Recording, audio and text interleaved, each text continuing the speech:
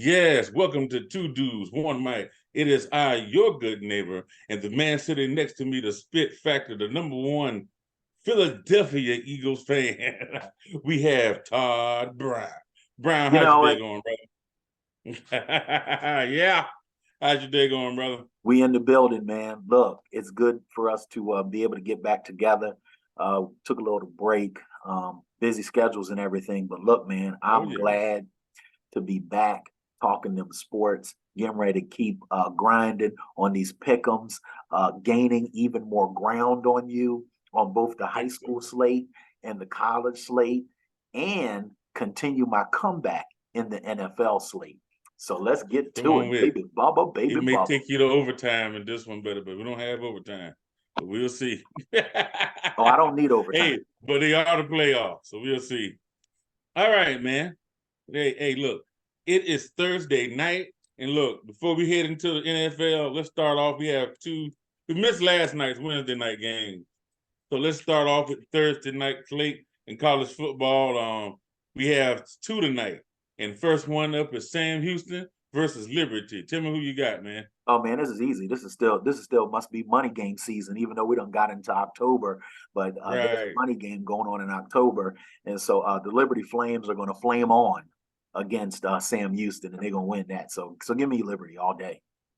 Oh, I'm with you. I'm with you on Liberty. They're at home too. I got you, Liberty, man. All right, and our second game on tonight in college football, we have this is your team, isn't it? The Western Hilltoppers. Kentucky, those Hilltoppers versus Louisiana Tech, man. I'm pretty sure we know who you're going with, but make it official.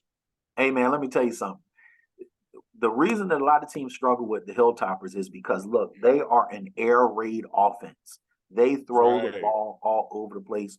And if you don't have enough DBs, and I mean quality DBs, you are going to be running up and down the field till you're blue in the face. And so Western Kentucky, again, is going to throw the ball all over the place. Louisiana Tech, not a strong defensive team. Hopefully they'll be able to ground and pound, but they are not going to ground and pound this into a win. So give me the Hilltoppers of Western Kentucky. Hey, somebody's going 500 today. You know why? Because I'm going Louisiana Tech. It's going to be me or you. One of us going 500 tonight, buddy. Hey, you need to throw caution to the wind because you're behind anyway. So you got to take a chance. I don't know. I'm like, I demand a recount. I might have Hey, to sue the look, judge on this one. I got 1, 2, 3, 4, 5 wins in my bank account. We'll see, my friend. We'll see. All right. And it comes into my most favorite thing. That is the NFL, my man. We have one game on tonight. Oh, wait a minute, Prime Video. wait a minute. What? Before we get to the NFL, man, we got to deal with Friday's college games too. I like how you just tried to Oh, skip out Friday's and dip college game. out. What's the hell? Look, you Oh, tried to go out shucks. you tried to go out the back I door thought we of were the doing club. just Thursday, my friend, just Thursday. But look, all right, since you want to bring up Friday night, I didn't put it in my notes. I Don't thought I worry, did. I got the Friday. All right, let's get it. Friday night slate. What you got? Here we go. On Friday, we got Kansas State. This is a Big 12 game. We got Kansas Yes. State taking on Oklahoma State. These two teams do not like each other, and I'm going with the purple people eaters of the Kansas State Wildcats to go ahead and hook them Cowboys. I know that's right. And I don't go for Cowboys too often, but guess what? Just for hey, conversation's sake, I'm going with the Cowboys. Let's see what happens. Ladies and gentlemen, it's that time of the year. My friend, the good neighbor, must be thirsty and felt the need to grab another Pepsi because I don't know why he just made that. That's on the other side of the studio. I got the. It must be the Pepsi talking. So here we go, ladies and gentlemen. Hey, by the way, see, my friend. Pepsi, we trying to get you as a sponsor, and we trying to give you some ideas here. That's why we say just grab another Pepsi. But anyway, moving on to the next game, as we took a little sponsor break, a potential sponsor break. Right, potential sponsor break. Reminding people about the great wicked taste of Pepsi. We want to get into this next game, which is a Big Ten game between the Cornhuskers, who have changed quarterbacks, who have gotten rid of Jeff Slippery Hand Sims, who always allows the ball to slip out of his hands, whether that's a fumble or an interception. He is no longer On a starting snap from quarterback center. of the Cornhuskers. They are taking on Brett Bielema in the Fighting Illini. This game is going to be in Illinois. So I'm going to go with the home team because I watched Nebraska get lambasted by my Michigan Wolverines last week, and they are not going to recover from that beating that they took. So give me the Fighting Illini. Hey, I'm with you on that. Give me Illinois, man. All right, cool. Now, my friend, we get to go to your town, the NFL. Let's go Thursday night football. Thursday night football. Hey, look, man, we have Justin Fields and the Chicago Bears going against my man, my favorite head coach, Riverboat Ron. And those Washington Commanders. I'm not a Commanders fan, but Ron Rivera will always be my head coach, my man. All right. I'm gonna go ahead and let you know. I went with the Commanders, bro. What are you going with today? Well, this is your pick. Calling the Chicago Bears the Bad News Bears would actually be a compliment. Because even the Bad News Bears played better than the current Chicago Bears. Justin Fields, who actually I think is a talent. I just don't think that he's being coached up properly, and I don't think they're calling the game to his strengths. And since Chicago is not going to change that because they just have the dumbest coaches in the world, I'm going to go with the Commanders. And the reason I'm going to go with the Commanders is because the Commanders, man, they look good against my Eagles, man. Yes, they did. They took us to the limit because if Sam Howell plays tonight the way he did Sunday afternoon, the Commanders are going to win big. Of course, it's a short turnaround game with it being Thursday night and both teams just playing Sunday. But I think the Commanders come in better shape. And they're definitely more prepared. They have the better coaching staff. They had a better quarterback. They have the better defensive line. They have the better offensive line. They have the better receivers. They have the better running game. If you've noticed, everything that I've talked about when it comes to this game, all of the better goes to the side of the Commanders. So therefore, it will be a commanding win by the Commanders. Oh, yes. I totally agree. I totally agree. The Commanders are going to come in hungry tonight. They know that they pushed the NFC champs to their limits this past weekend. So, hey, give me the Commanders. Like I said earlier, Riverboat Ron's my dude. He has them coached up. They have offensive coordinator, defensive coordinator. Offensive coordinator is one of my favorite guys in the enemy. So, hey, they're doing the thing. Sam Howell they're putting him in position to win. So, and while we're still in the NFL, there's a couple teams I want to bring up here. A couple. And the first one I would like to bring up is a team that I've never really cared too much for. I mean, I've been a Tom Brady fan, a Tom Brady fan. To say that correctly, not Tom Brady. But I could never stand the New England Patriots. I couldn't stand it. And while we're here on today, I want to just talk about a team that I can't stand. I mean, I hate them worse than I do the Cowboys, and that's the New England Patriots. But you have to call out things for what they are. Like we talked about Justin Fields and the not so great coaching staff, and the team itself is just not good. We have a team that could be good in the New England Patriots. And I personally feel like, now this is my thoughts, Bill Belichick, his time has passed, and he refuses to let go of it. His time, his style of coaching, I believe is over. And they're simply not putting Mac Jones in the position he needs to be in to win. I watched some of our, they're not really competitors, the guys on ESPN this morning and FS1, and they're really beating down on Mac Jones. But I don't feel like Mac Jones is a problem. I watched the game against the Cowboys, and it's just, I feel like they're not putting Mac Jones in position to really win. And that's just my take on it. It's time for Bill Belichick to move on, right off into the sunset. He's given the NFL, pretty much the majority of his adult life, man. The Cleveland Browns, a lot of people don't realize he coached for the Browns. He coached for the Jets and then forever and a day now with the New England Patriots. So it's time to ride off, man. You can't prove your point. I just think he wants to prove a point that he can win without Tom Brady. Tom Brady got his Super Bowl and he's gone home. He's ready. He's rolled off into the sunset. Father Time tapped him on the shoulder. He accepted it. What football has done for him and what it done to his life. You know, the good, the bad, the ups and the downs, and the ugly. And it's time for Belichick to do the same. It's time to get on that horse, man, put the cap on, and ride on off into the sunset. That's my take on it. So are you asking me So what's your thoughts on it, brother? how I feel about the New England Patriots post Thomas Wayne Brady? Yeah, Wayne Jefferson Brady. Yes. Is that what you're asking me? That's what I'm asking you, man. Well, where Henry was right, where the good neighbor was right, was that this team is not good. But I think there's some things that we need to factor in here. And I'm going to get to the Belichick piece in a minute. Are we talking about Belichick, the coach, or are we talking about Belichick, the GM?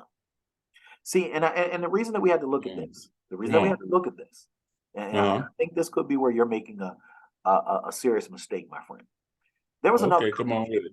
There was another coach that I know very well who is probably, when he retires, is going to go down as one of the greatest coaches of all time. And he happens to coach in the city of Kansas City, Missouri. And his name is Andy Reid, aka Big Red. Now, Andy Reid in his days with the Eagles started off as a head coach and eventually ascended to the point to where he was both the head coach and GM. And when things started going bad for the Eagles was when Andy Reid could not separate the head coach from the GM. And if you watch the last probably 2 seasons of Andy Reid as coach and GM, that's when we had the debacle of a dream team, and the team didn't make the playoffs, and the Eagles, changed courses. And so Andy Reid went and got another job. And in that other job at Kansas City, he said, all I want to do now is just be the head coach. Because he realized something. It's hard to pick the groceries and cook the groceries. Because then if you pick the wrong groceries and it messes up what you're cooking, it's all on you. And so sometimes if I'm a really good chef, it does not matter what groceries you get me.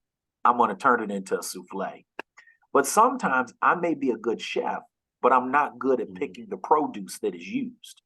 And see, what I think that we're having a problem with here with Bill Belichick is that, number one, he did not pick Brady, but we're going to leave that alone.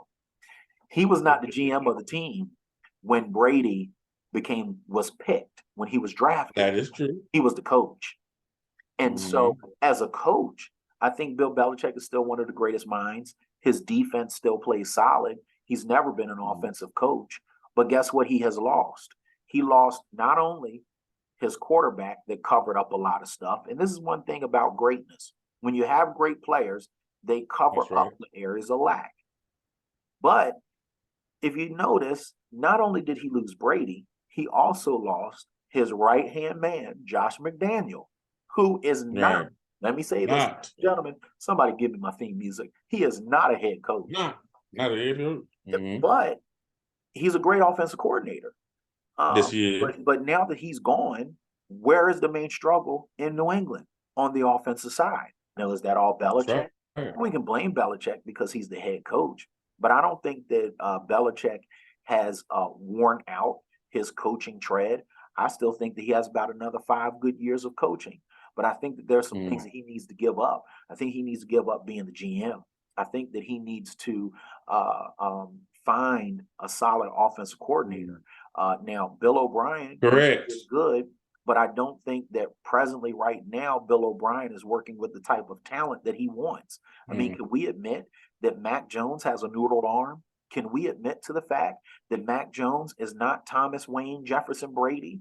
And so Right. therefore, let's stop trying to make Mac Jones the second coming and figure out what this kid does well with his little noodle. Exactly. And then get him some receivers that actually work well with what he does do well. And you know, maybe they need to pound it a little bit more with Zeke Elliott and whoever the other little running back is that really doesn't do it. And become a time possession team with 3 yards in a cloud of dust. I know that a lot of people don't like that kind of football nowadays, but the Eagles are 4-0 because they have a solid running game that has, the solid running game that they have. That has carried them when the passing game has not been there. But hey, I mean, they did just go to Super Bowl last year, and they are undefeated this year. So there must be something about having balance in your offense that actually works. That when one aspect of your game isn't working, another aspect can pick it up. Prime example. Exactly. Prime example in the game against the Commanders, the running game wasn't there. And what did Jalen do? He throws for 300 yards because you had to respect the fact that they're not afraid to try to run the ball. So I just think that that's something that New England has to be able to do. I think that if I'm Robert Kraft, me and Bill at about week 8, we're going to have a conversation. And that conversation is, Bill, something needs to change. Either you just need to be the GM and hire a head coach, or you just need to be the head coach and I'm going to go hire a GM. But you cannot do both any longer and think that this is going to be a success. Because one thing that Robert Kraft knows since he's been the owner of this organization is that this is a winning organization. It's a winning organization. That this has been truly what some people were trying to say is America's team, because what were they doing?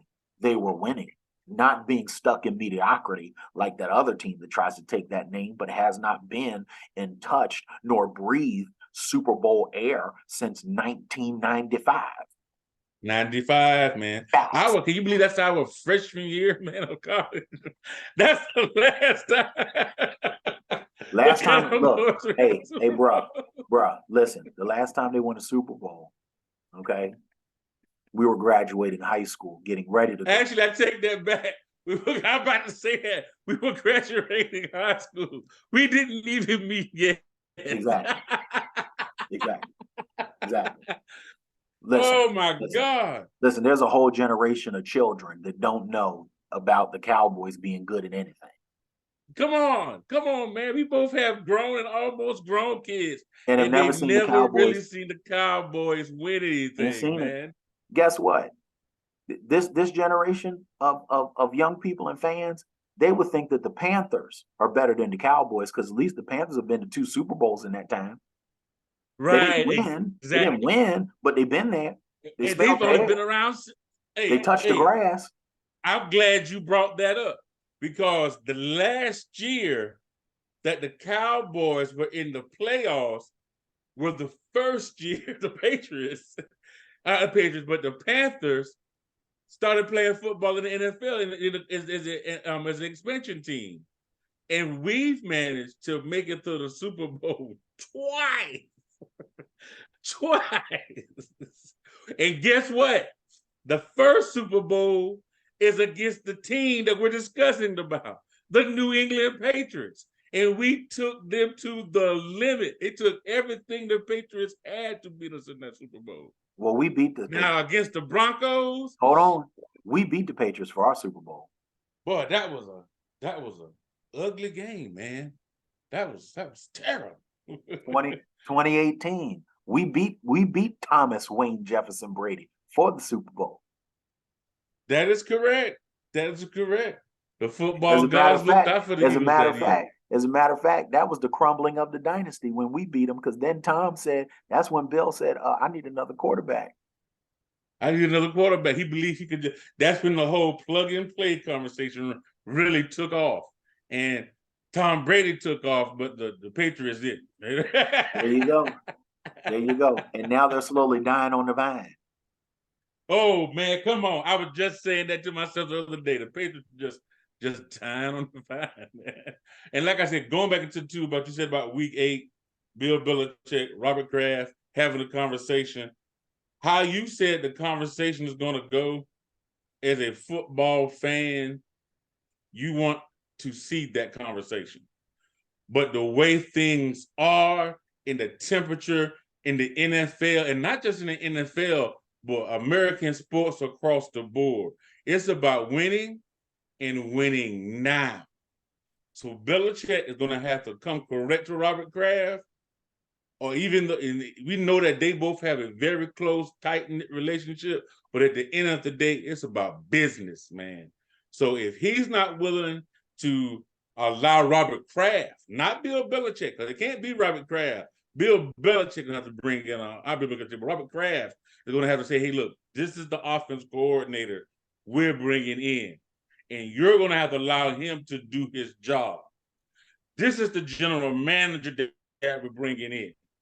We're going to accept your input, but you have to let the general manager and whomever the vice president of personnel is do their job or jobs, according to who's, in these positions at that time. Agreed. But if not, the Patriots are going to continue to implode, and we're going to see the poor product that, and actually worse than what we've seen thus far, going into now, week 5 of the NFL. Oh, I agree. 100%. It's got to change. But it got to change. And if he doesn't accept it, we may not see Bill too much longer in New England, man. Yeah, I mean, Bill. Business is business at the end of the day. I'll put it like this. At the rate things are going, Bill, if they don't make the playoffs this year, trust and believe, Bill will be given an ultimatum after this season that if we have another season like this season, you're done. And I would even say, if next season they start off like 0-3, Bill's getting fired before the end of the season. You heard before the end of the season. You heard it here first. I agree with you on that.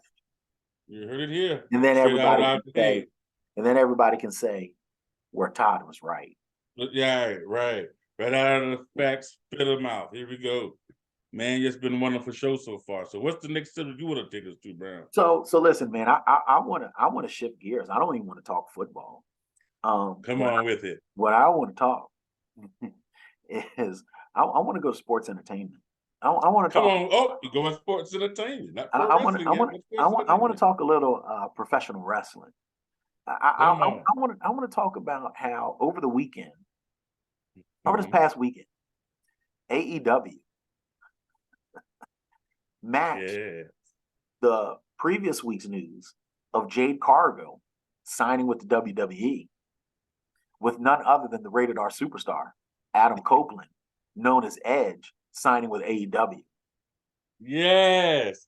I mean, are we not going to talk about how that the rated R superstar, Adam Cole, makes his debut at Wrestle Dream and comes into the ring and makes his appearance with his longtime friend, his longtime tag team partner, the two who really ascended to their position of fame at WrestleMania 17 at a TLC match. That's what made both of them who they have actually become as professional wrestlers.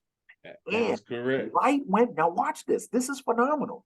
Adam Cole, the rated R superstar, who was always ever so calculated, shows up at AEW after signing his contract during his best friend's match as he is getting ready to do Edge's famous concerto on none other than the icon known as Sting. And Edge comes into the ring. Excuse me, Adam Copeland, as we know. Adam Copeland comes into the ring, surprises the mess out of Christian, and makes us all think that he is going to concerto the Stinger. But Adam Copeland said, in the words of Lee Corso, "Not so fast, my friend. Not so fast." Come on with it. And he clears the ring, and then we have a moment with Adam Copeland and the icon shake hands, and we may have the faction of Adam Copeland, the icon, Sting, and Darby Allin. What? And Darby Allin Come on, Who would man. have thought that we would ever see Adam Copeland, the rated R superstar, in any other promotion besides the WWE? And then Right. to team up with who the WWE did wrong in the icon known as Sting. Yeah, man.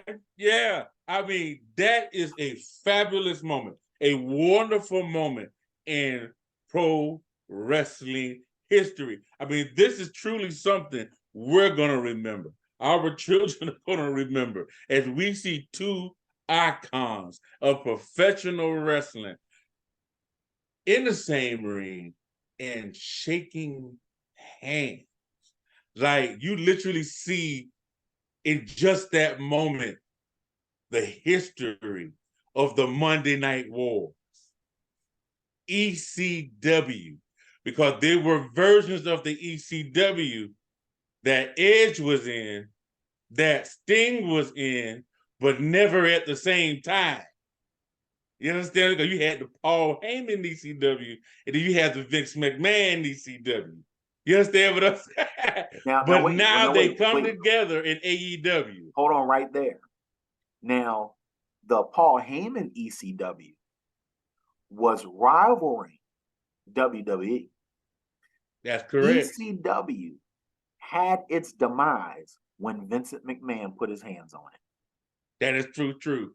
That is so true. Vincent McMahon may be good when it comes to Monday Night Raw, but every other promotion that they have bought, WCW, Correct. ECW, have faltered.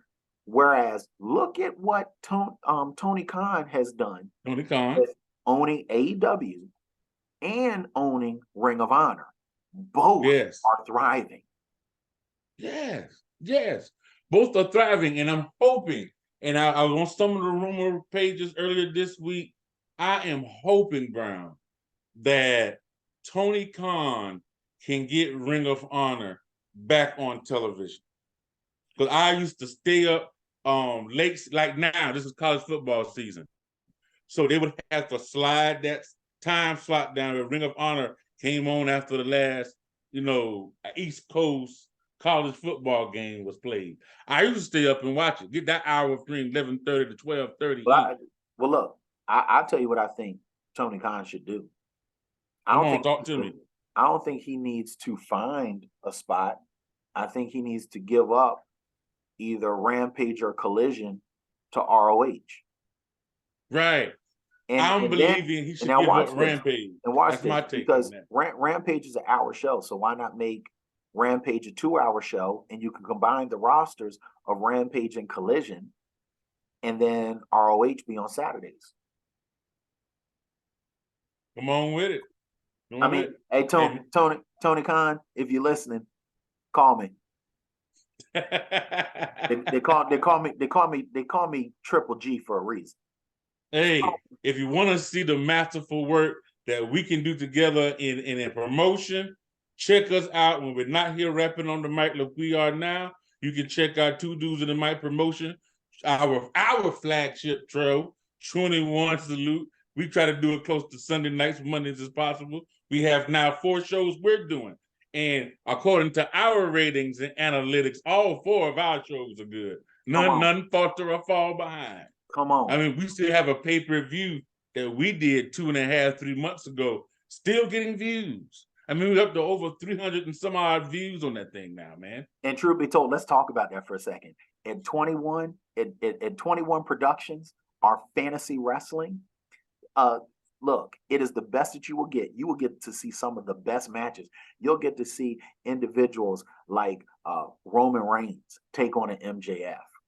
You'll be able to see, like, for instance, we have coming up on our next 21 pay-per-view known as Obsession. You'll get to see none other than Seth freaking Rollins take on none other than the Flyboy himself, Sammy Guevara, in a championship titles match. You'll get to see individuals like Wardlow, who is in our promotion, is in a rivalry with none other than Roman Reigns, and they are going for a rubber match against one another. See, this is the kind of stuff that you get with us, and we know WWE creative you're watching. We know We know you're AEW you're watching. We know that you are. We know that you're taking some of our ideas as you see some of the matches that we throw out there and that we promote. And for those of you who RIP Bray Wyatt still want to be able to see Bray Wyatt in the ring, our promotion is where you want to come because Bray Wyatt's in the ring. As a matter of fact, he is our trios champion with none Yes, he other than the is. rest of the disciples of darkness, Finn Balor and Darby Allin, because we don't have a judgment day, but we do have disciples of darkness over here. We do have So disciples I of encourage darkness. you to check out our shows, 21 Salute, which is the flagship show. Check out Galaxy. Check out En Fuego, Viva la Raza. And then also check out Karma, where Karma is all about settling scores and settling rivalries, and see the various matchups and everything. Like, for instance, you can see FTR take on none other than Randy Orton and Kevin Owens in a dream tag match. I mean, come on. Yes. Nothing better than to see it, where everything with us is settled in the ring. It's not about how you talk. It's about how you wrestle. It's about how you wrestle. That's the way you put that. Good one. Oh, look at that nice promo, Brian. Good one. Good one. Good one. And that's how you handle that. I personally, right now, don't have anything else to say. But tune in, and at the end of the video, you will see our cards where you can subscribe to the channel, as well as see our past and upcoming videos. Definitely take time to subscribe, follow, share, do all of those things. And also in the comment line, take the time to talk about things that you would like to hear us talk about, whether it's sports or sports entertainment, because that's what we're here to do. We talk football from high school all the way up to professional. Yes. And look, if you want to talk wrestling, whether it's WWE, AEW, Ring of Honor, Impact, NWA, my man, the good neighbor, he knows it all. Now, I really just focus on WWE, AEW, New Japan, and a little bit of Ring of Honor. Okay, but he'll look. He even go New Japan wrestling too. So look, drop that stuff. Drop all that stuff in the comment line, because we look forward to continuing to engage with you and to give you good content for you to view and to enjoy. And as a matter of fact, we're going to be back, because on tomorrow, guess what? Yes. We got to talk high school football. And boy, do we have a game coming up in the state of South Carolina, Dutch Fork, against none other than the undefeated number 6 team in the state, White Knoll Timberwolves, the highest that White has ever been ranked in school history. Undefeated, taking on the powerhouse school that's been down on their luck this season. Can White Knoll finally climb the mountain and beat Dutch Fork? Or will Dutch Fork say, look here, little brother, we still got your number?